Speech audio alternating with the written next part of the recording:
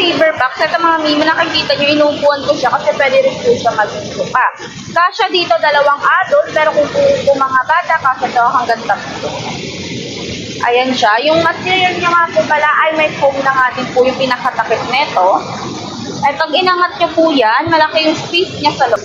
Ayan, malaki yung space niya sa loob. Ano ba pwede natin lagay dyan? Mga bedsheet, mga tuwalya, cortina. Ayan, kung may mga baby kayo, lagay ng mga laruan ng anak nyo, mga essential, mga wipes, diaper. Ayan siya. And may mga variant color tayo neto ha.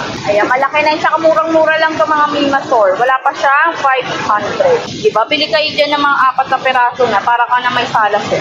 Mura lang pala. 300 something lang.